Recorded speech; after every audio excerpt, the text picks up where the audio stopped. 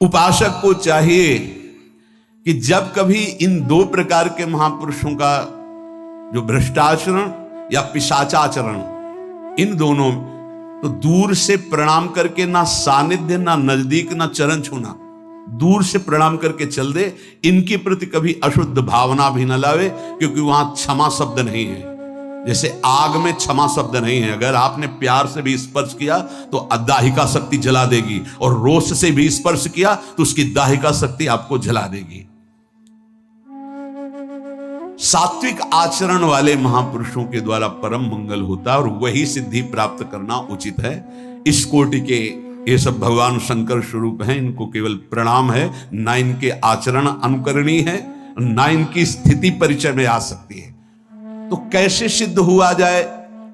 श्री भगवान अर्जुन जी को कहते हैं कि जो यस्य सर्वे समारंभाः काम संकल्प वर्जिता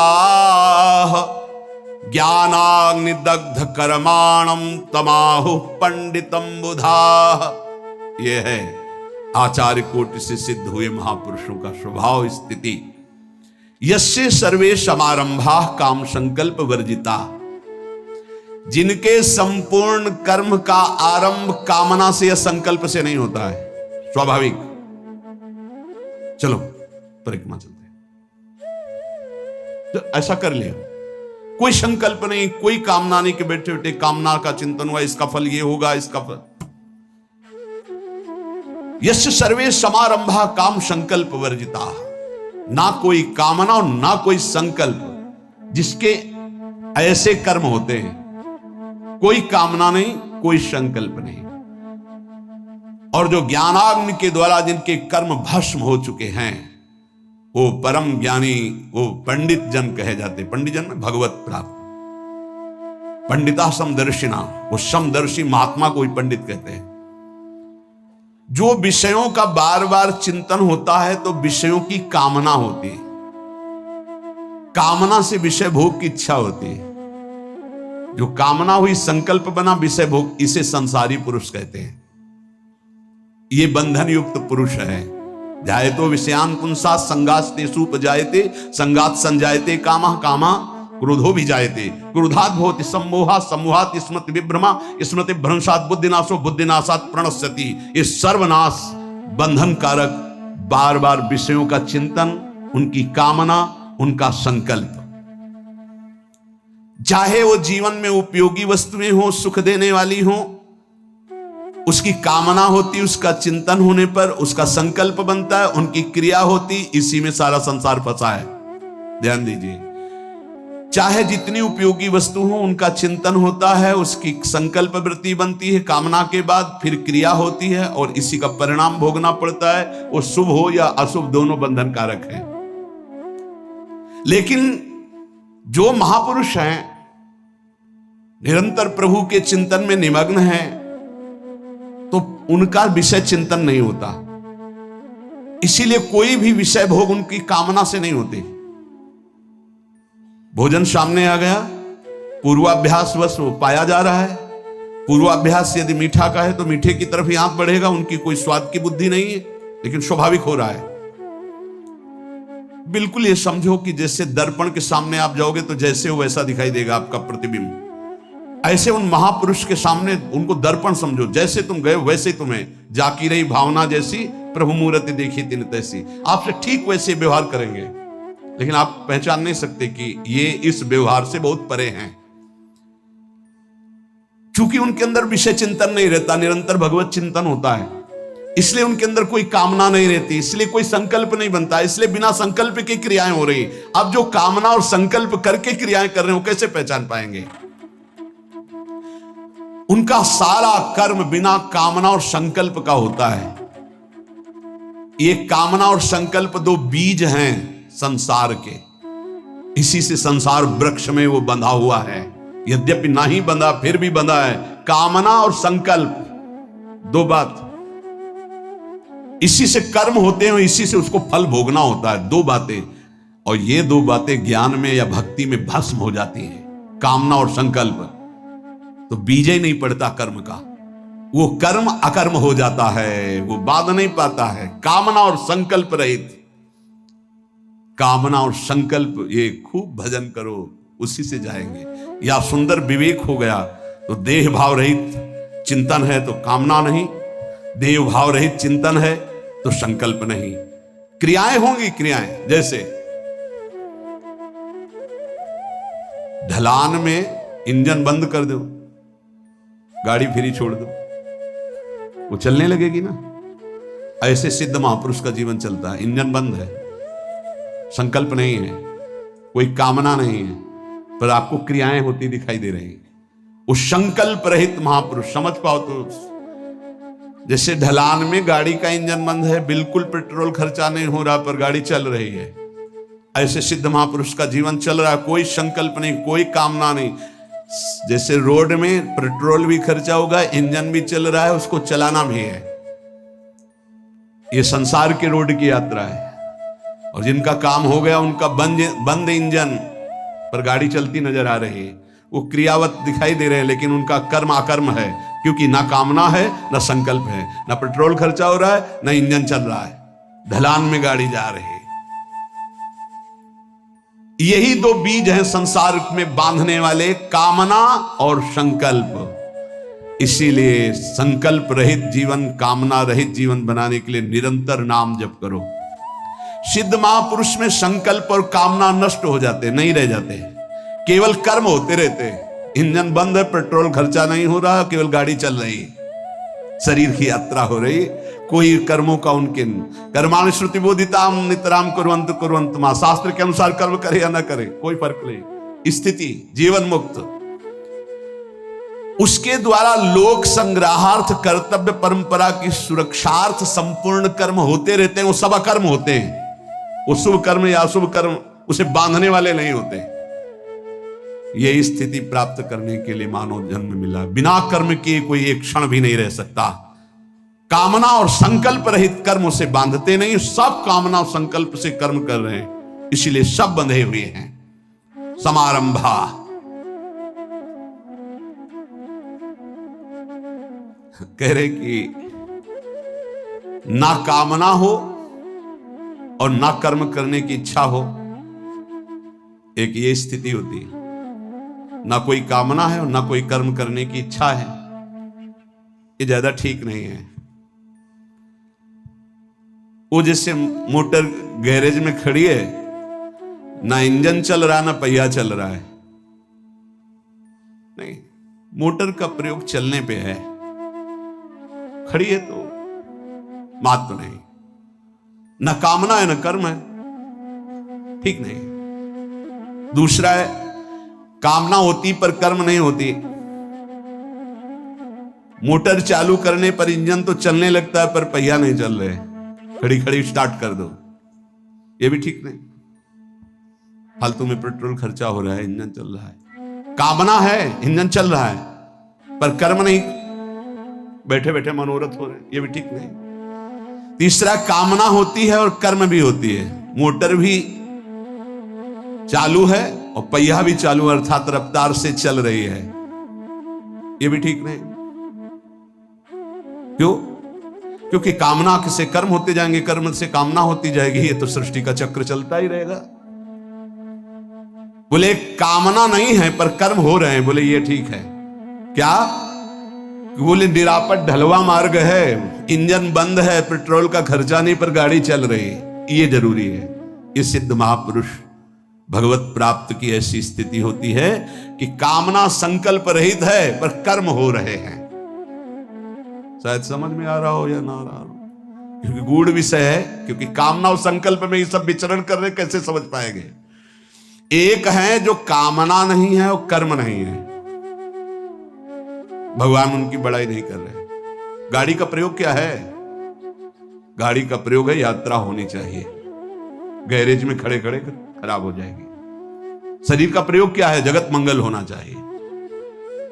एक है कामना होती पर कर्म नहीं, बैठे बैठे मनोरथ कर रहे हैं, कोई कर्म नहीं कर रहे, तो बोले ये भी ठीक नहीं।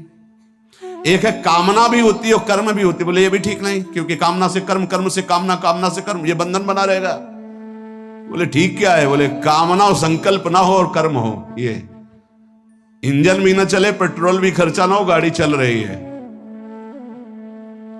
संकल्प कामना रहित भगवत चिंतन परायण महापुरुष से जो कर्म होते हैं वो जगत मंगल कारक होते हैं और वो उसके बंधन कारक नहीं होते। किसी को भी किंचन मात्र मंगल नहीं हो सकता। ये महापुरुष जगत मंगलमय होते हैं, जिनकी ना कोई कामना है ना कोई संकल्प है और भागवतिक कर्म हो रहे हैं जगत मंगल के लिए।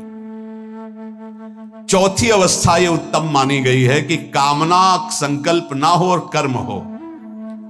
सबसे उत्तम उपासक वही है जो कोई संकल्प नहीं करता। बोले संकल्प ले लिया है, अब जा रहे हैं अमुक जगह, हम अनुष्ठान करेंगे। प्राण रहेंगे कि नहीं रहेंगे तुम्हें क्या पता। संकल्प किस बात का? संकल्प इस बात का कि हम कोई संकल्प ही नहीं करेंगे, निरंतर भजन होगा।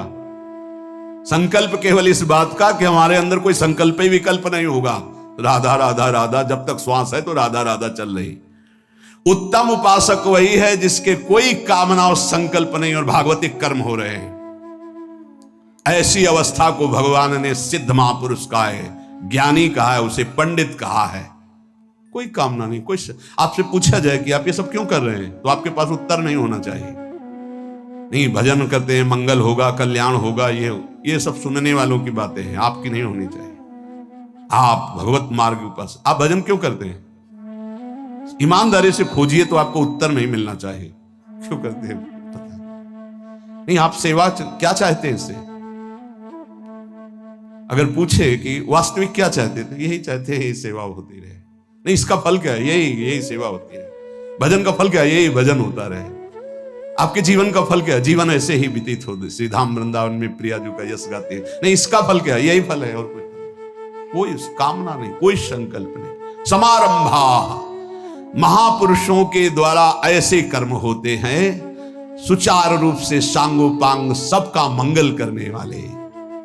कोई संकल्प नहीं, कोई कामना नहीं। सर्वे उसके द्वारा सब के सब कर्म संकल्प और कामना रहित होते, इसलिए कोई नहीं जान पाता, नहीं जानता। जैसे आपसे बार बार आप ऐसा कर, आप ऐसा, उनको लगता कुछ तो है मेरे में, कुछ तो है ऐसा। इतना प्यार क्यों, इतना क्यों हमारे को बार बार याद किया जा रहा है? बार बार कुछ तो है। हाँ है, तुम्हारे ऊपर हरिजू की कृपा हुई है, इसलिए है कि तुम्हारा मंगल हो जाए। तुम भ्रमित मत हो जाओ, किसी संकल्प विकल्प के कार्यों में उलझ मत जाओ। तुम्हारा ये जन्म श्री जी को मिल जाए, बस हरिजू की कृपा है तुम पर, इसलिए बार बार। और जिस दिन कृपा का शब्द हट जाए तो उस दिन तुम पहचानने में आने लायक भी नहीं हो। आप देख लो, पहचान में आने लायक हो। किस बात की पहचान है तुम्हारी, हमारी, तुम्हारी किस बात की पहचान? बोले हरिजू की कृपा है, इसलिए हरि के पार्षद हमको देख रहे हैं, डांट रहे हैं, संभाल रहे हैं, बस। अगर तुम्हें कुछ लगता है कि मैं कुछ हूं क्या, तो प्रार्थना करो श्री जी से कि एक बार कृपा हटाओ अपनी, फिर देखो हमारा क्या हाल होता है। फिर को तुम्हें कोई पूछे, कोई देखे, और भगवान ने अपनी कृपा से कोई इशारा किया कि साइड में आ जाओ, तो इंसान की भी सामर्थ्य नहीं रह गई जो अपने को भगवान बन, इंसान भी बनने की सामर्थ्य नहीं रह गई। वो चाहे हिरण्यकश्यप हो, चाहे रावण हो, या कोई भी बड़े से बड़ा हो, धूल धूसरित हो गए। इसलिए होश में, यदि संतों की कृपा हो रही है तो उसको ये मत समझो कि तुम कुछ हो, तुम रूपवान हो, गुणवान हो, धनवान हो, कुलवान हो, बुद्धिमान हो, या कुछ भी, कुछ नहीं हो तुम। सिर्फ तुम्हारे ऊपर हरि की कृपा है, इसलिए वो तुम्हें संभाल रहे हैं, बस। तुम नहीं जान पाओगे, जैसे मां अपने बच्चे को संभालती है, ऐसे संत जन देख लेते हैं कि हरि ने जब घसीटा है तो मेरे हरि का घसीटा हुआ माया ना घसीट पावे। आ तो इधर आ। एक महात्मा नाव में जा रहे थे, नाविक बीच में गया और बोले सावधान, जिसको तैरना आता हो कूद जाने की तैयारी रखो, क्योंकि नाव डूबने वाली है। महात्मा का 5 लीटर का कमंडल बड़ा था, भर भर के नदी से नाव में डालने लगे। वो भाव रहे हो, वो किसी की नहीं सुन रहे थे। थोड़ा लंबी सांस ली और नाविक ने कहा भगवान की कृपा से भंवर से नाव पार हो चुकी, अब लगता है बच जाएगी। तो कमंडल भीतर से नाव में भर के बाहर डालने लगे। लोगों ने सोचा बाबा पागल है, लेकिन बहुत संतों को नाव में बैठाल के पार करता। जब सब यात्री चले गए तो महात्मा जी के चरणों में प्रणाम किया और कहा, महाराज मैं थोड़ा समझना चाहता हूं, यद्यपि महात्माओं की लीलाएं बड़ी अव्यक्त होती हैं। जब हमने कहा कि नाव डूबने वाली है तो आपने भर भर के कमंडल नाव में डालना शुरू कर दिया, क्यों? बोले आपने कहा नाव डूबने वाली है तो हमें लगा कि मेरे प्यारे की इच्छा है नाव डूब जाए, तो हमने 5 कमंडल अपने और उनकी इच्छा में मिला दिया। और जब आपने कहा नाव बचने वाली तो पूरे कमंडल के पानी बाहर कर दिए। तो जैसी मेरी स्वामी की इच्छा वैसा मैं करता हूं, आप मत करना ऐसा। हाँ भैया, कोई नाव डूब रही है तो 10 कमंडल हमारी तरफ से भी उसमें पिटाई कर देंगे लोग। आज की ऐसी श्रद्धालय, ऐसे संत जन देखते हैं कि ये निकला संसार से किसी भी तरह से सही, तो मेरे स्वामी की इच्छा है कि निकल जाए, घसीटते हैं। और जब पता चला कि कीन हो इसका बहु अभिमाना, इसका मतलब है कि अब स्वामी इसको कुछ पिटवाना चाहते हैं माया से, तो ऐसे हो जाते। देख लो, जब थप्पड़ खाना फिर पुकारना, फिर तुम्हारी तरफ देख लेंगे। तो जब किसी संत का कृपा अनुग्रह होता है तो पीछे पड़ जाते हो, ए भाई ऐसे नहीं, तुम्हारे साथ हंस रहे, तुम्हारे साथ खेल रहे हो, अंदर आग लगी हुई है, तुम उसको नहीं जान पाओ। अंदर आग लगी हुई है, अंदर से वो विरहाग्नि में जल रहा है या प्रेमाग्नि में जल रहा है, और बाहर से मुस्कुरा के तुमसे बात कर रहा है, तुम समझ नहीं पा रहे। निकलो, सर्वे उसके द्वारा सब की सब चेष्टाएं किसी कामना या संकल्प से नहीं होती, केवल जगत मंगल। केवल इस उपासक का चित्त चुरा कर अपहरण कर पियाजू के चरणों में डाल दें, इसका चित्त कहीं जा ना पावे। हंसना, बात करना, दुलार करना, उसको लगता है मेरे में कुछ तो है जो मेरे को देखकर, नहीं, तुम्हारे चित्त को चुराने के लिए चित्त चुराया और श्री जी तक साइड में हो गए, सामने श्री जी, क्योंकि हमको श्री जी तक पहुंचाना है। आपके चित्त की भेंट आप नहीं पहुंचा सकते, हमारी केवल ड्यूटी है, हमारी केवल सेवा है आपके चित्त को पकड़ना और श्री जी के, हम पोस्टमैन हैं, और श्री जी की बात आप तक, निज मंत्र, शरणागत, प्रेम, रोज सत्संग। चलो, हमारा लक्ष्य है कि हमारी तरफ देखो सो हम हटे, श्री जी पीछे देखो, वो उनके लिए हम तुम्हें तैयार कर रहे हैं, हम उनके लिए पकड़ पाए। और जिन जिन उपासकों को ऐसा, वो देखो उनकी चित्तवृत्ति कहाँ है, हमारा मुस्कुराना, हमारा हंसना, हमारा बोलना, हमारी एक एक चेष्टा, आत्म में अंतर की बात कह रहे हैं, हृदय से यही चाह है कि ये उपासक एकमात्र श्री जी का अनन्य बन जाए, इसे कोई भ्रष्ट न कर पावे, इसे कोई माया का पार्षद डगमगा न दे इस मार्ग से। बस सारी चेष्टा एकमात्र केवल अपनी प्रियाजू के लिए, किंचन मात्र उसका ना कोई स्वार्थ, ना कोई कामना, ना कोई संकल्प। अब वो धीरे धीरे धीरे अंतर आए, अब एकदम साइड। अब स्थिति क्या है, श्री जी और आप, श्री जी और आप। क्यों? ये बीच में जो आपको ढांचा दिखाई दे रहा है नासवान है, आज बोल रहा है कल नहीं बोलेगा, आज सामने बैठा है कल नहीं बैठा रहेगा। ये एक व्यक्तित्व है, ये ब्रह्म नहीं है। जो ब्रह्म है उससे संबंध कराने के लिए है।